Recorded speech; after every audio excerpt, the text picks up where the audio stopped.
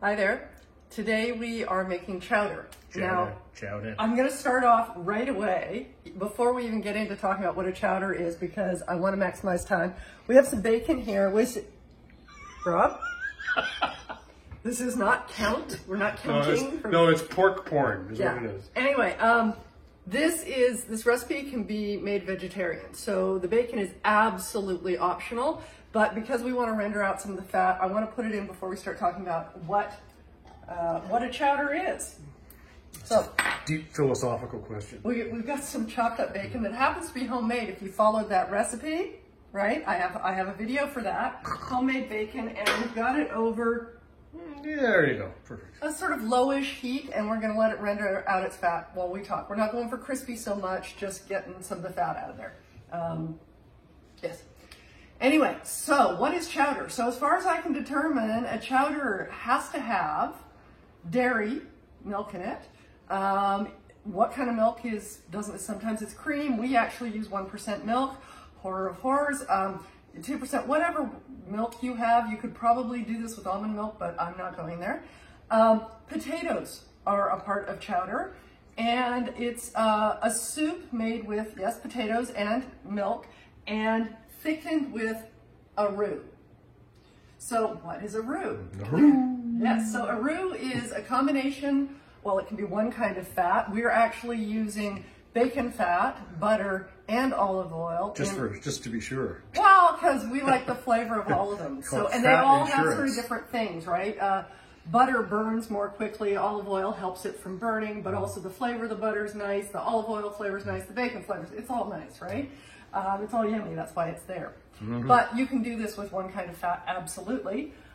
Anyway, so what you do is you have a fat, and you add flour to it, and you kind of toast the flour in the fat. It cooks off the sort of dry, floury flavor of it, and then you add liquid. In this case, we're using chicken stock and 1% milk, but it doesn't have to be that. It can be vegetable stock. You could, if you were making a clam chowder, you can use clam nectar, which comes in cans that you can purchase, or if you're actually cooking your own clams, you steam them and the nectar comes out of the clams. So yes, that can be your liquids. I'm just making sure we got nothing burning there. So how thick something ends up being with your roux depends on what it is you're making and what ratio you use. So we're not trying to make this thick like glue. You may have had some chowders at certain restaurants. I know in the Vancouver area, certainly in Horseshoe Bay, their chowder is so thick that a spoon could like stand up straight in there and it wouldn't fall over. And could stop a bullet. I would say that is too much flour in your roux. I don't think soup or stew should ever be that texture. But if you're making a bechamel, which is a basic white sauce, or you're making a cheese sauce, which is based on a bechamel, or any of those sauces, the amount of flour you use to the amount of liquid determines how thick that's going to be. And I would say those sauces are thicker. Like if you're making macaroni and cheese, you want your cheese sauce to be thicker than a chowder is, right? Because chowder is still soup. Those are my thoughts. As long as it's cooked. Yeah, so the flour has to be cooked, and you don't want clumps. And we're going to show you a way that makes sure that you don't have clumps. Sometimes people add flour later in the process, and in my experience, that is where the clumps come from. So we don't do that. We put the flour in early on, so there's no chance of clumps and no chance of having uncooked flour in there. You let that go for a bit? A little bit, but no. I'm not, Rob. So I also want to let you know, Rob and I totally disagree on how to make a chowder. No, we don't. We both make good chowders, but we make them differently. Right. The order of operations. There's no bed mass here or whatever, you know. Foil. First out in last. So Rob and I have different order of operations for this, and he chooses to follow the Marcella Hazan Insiferari. Yeah, that's pretty close. Which is the Italian word for giving each vegetable the time in the pot by itself to bring out its sweet, coax out the sweetness from the vegetable before you add more vegetables to it. I personally Don't think it's necessary, and I have not noticed a huge difference in the taste of the vegetables between our chowders or our minestrones, for that fact matter. And chowder is not Italian, so I'm not feeling the need to be Italian here. So I've got a bit of fond in the bottom of the pot. You're funny. A little bit of fond down there, which will end up adding to the flavor once that will scrape up once we have the liquids in there. So right now I'm going to add the other fats. So I'm going to add the olive oil. And we play this by ear. I should have said right off the boat bat, not boat, there, that when we make soups, it's often because we're, I'm going to turn that down a touch, because we're trying to get rid of leftover things. In this case, it's leftover chicken. But there have been times when it's been leftover vegetables or other things that needed, like green beans or something, that needed to be used up. So we decided that we were going to make a chowder or some kind of soup to use them up. So giving exact amounts, I will put down below what we ended up using, but it's a little hard to just say it off the top because we do it by feel based on what's in the fridge. So you can see here we've got some nice fat. Oh, lovely. Right, where the foaming is going to die down from the butter. And then I am going to add the onions here. And that's just one medium onion, right? That was one medium onion peeled and chopped. And I'm going to make sure that the onion gets mixed up in all that lovely fat in there. And then this is where I'm going to turn it down just a little bit, and we're going to go away because you don't need to see the onions cook down. This is the one place where I agree with Rob. Onions need to do their own thing, get to that translucent phase before you start adding the rest of the stuff. So we'll come back when they're there. So we're back, and the onions are translucent-ish and looking pretty nice, doing their thing in there. Isn't that lovely? Right. And this is where, again, Rob and I don't agree. He would put the celery and the carrots in at this point, and then the flour. Separately. I go for flour first. Oh. Rob, keep your comments to yourself. Now, my argument here is that the roux is supposed to be the fat and the flour cooking together, and I will make an exception for onions, but nothing else in my pan, because I want the flour and the fat and the heat on the bottom of the pan to not have anything get in the way of them doing their magic. That's my take. I'm not saying anything. Yes, you are. No, no. Go ahead. Say why you think that I ought to put the carrots and the celery. I got this duct tape on my mouth. Very funny. So anyway, I'm just making sure the flour doesn't burn, and it will clump up on you. Like you saw how it was kind of liquidy before. Let me just get this so I can burn my hand. Yeah. Right? But it kind of clumps up, and you don't want that flour to burn on the bottom. A little brown is good because it toasts it up a bit. Yeah, and it takes away the raw flour flavor. Flour flavor. But you don't want it to burn, so keep an eye on it. But I just wanted to mention, so the next two things that we're putting in are, I know this looks maybe like parsley or something, it's not, it's celery. If you have celery leaves, soups are the time to use them. They're particularly good, lots and lots of flavor. So don't throw out the leaves. They're great. And so what we have here is some carrots and some celery. And with onions, those three things together are called a mirepoix. It's just a French word for onions, carrots, celery. No big whoop. Like roux, which by the way, I don't think I mentioned, is actually spelled R-O-U-X, again, French.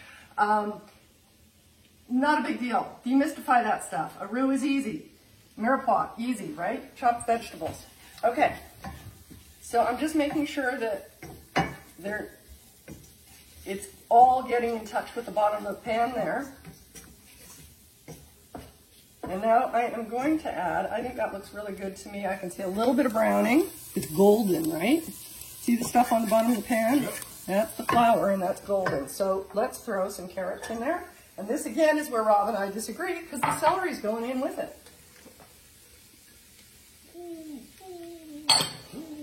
Stop. That's him biting his tongue hard. It hurts so much. And, oh, already the celery, the smell from the leaves just gets hits. It's really, really nice. See how pretty that is? Ooh, it's ever so nice. Isn't it? So as I was saying, this soups in general for us, and definitely chowders, are a way to use up leftovers. So we had a whole chicken a few nights ago, and it was roasted in the oven, and it was lovely. We had it as, you know, a chicken dinner. And then we have used some chicken in another dish. I can't remember what off the top of my head. And then we had about half a small chicken left over. So you pull the chicken off of the bone, and our boys didn't like it when we chopped up the skin and put that in. You can not put it in if you want, but we did chop up the skin this time and put it in. And this is a great way to use up whatever you have. And then the bones from that chicken that was roasted are going in the freezer with the tops of the celery and the tops of the carrots, or the bottoms of the celery and the tops of the carrots, in a bag to make stock later. So refer back to that bone broth recipe. Okay, so things are starting to soften here. And I know that Rob would take a lot longer here, and he thinks that the veggies need to be coaxed out, and I'm telling you, I don't feel that way. So this is where I'm going to start. You can start with the milk or the stock. I actually think I prefer working with the stock right off the bat to get the roux going. So Some people like to scald the milk as it goes in. Yeah, I don't feel the need for that. So I didn't put all of it in. What I'm doing though is I'm scraping the bottom of the pan to get the flour and the fond, which was the brown stuff from the bacon, which is yumminess, by the way. That brown stuff, fond, is a lot of the flavor. Okay, and already the flour is starting to thicken the stock that I put in there, so I can put the rest of it in there. And give that a stir around. Just make sure, you know, does it feel smooth on the bottom of the pan? And yeah, it does. And on the sides, there was a bit of flour on the sides as well. Nice. And then I am going to add the milk to that.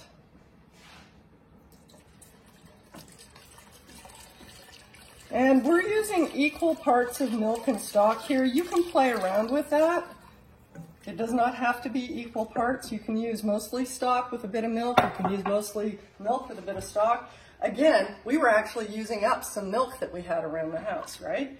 So that was, you know, is going to go bad in a day or two. So it was like, well, let's do chowder because it uses up milk. We try not to throw out food.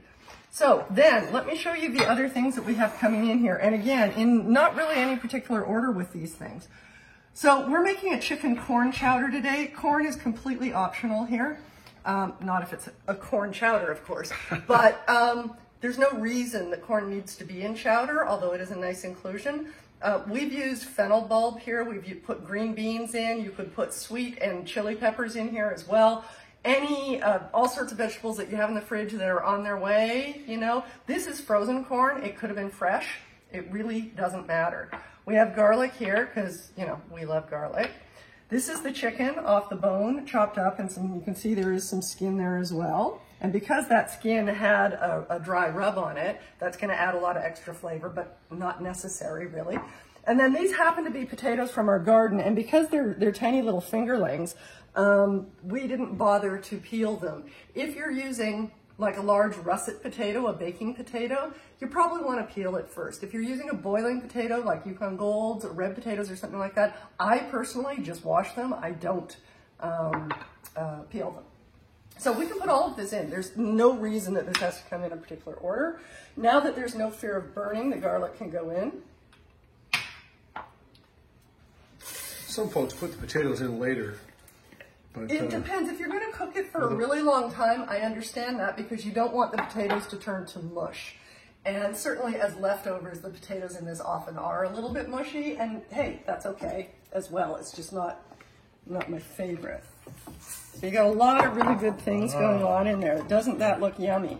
Now I didn't put salt and pepper here. We're going to salt and pepper to taste, but I'm not doing that right now. I'm going to let the flavors blesh here and do their thing, and I am going to put the potatoes in because we're eating not too long from now, and it's it's a rainy, a drizzly kind of yucky day outside. We've got the fire going and it's really nice in here.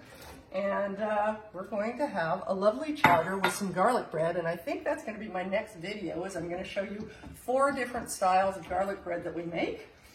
And I think we're going to have a salad with this as well. So we got all the lovely veggies that are in here, and as well as a salad, and it's going to be a great dinner for a drizzly day. So you cover that and simmer it for how long? I keep it pretty low, and basically, since the chicken's already cooked, what you're looking for is softened vegetables and the flavors kind of coming together. The potatoes being cooked. Yeah. Basically, the potatoes have to be cooked through. You want the carrots and celery to not be crunchy in this case. And when do you season it? I season it at the end. I imagine Rob would have seasoned it earlier, but I season at the end when all the flavors have blended and I have a good sense of what it tastes like then. So we will, do we want to come back when it's ready, or do we think this is pretty much it? It's pretty much up to you. You are the chef. You know what? I don't know that you come in and get a nice shot of this. I don't think you need to see it, in its... It's going to look pretty much the way it looks now. It looks awesome. It's just going to be a little more cooked. And you can see it's thicker than milk or stock would be, but it's not thick like a cheese sauce thick. That would require more flour. But we're going to bring that up to temp. First of all, it needs to be simmering, little bubbles around the side. And yeah, I'm going to cover it, or mostly cover it, and let it do its thing for, I don't know, half an hour maybe, and then we'll have dinner. Cool. So I hope you enjoy it, and I hope you make chowder.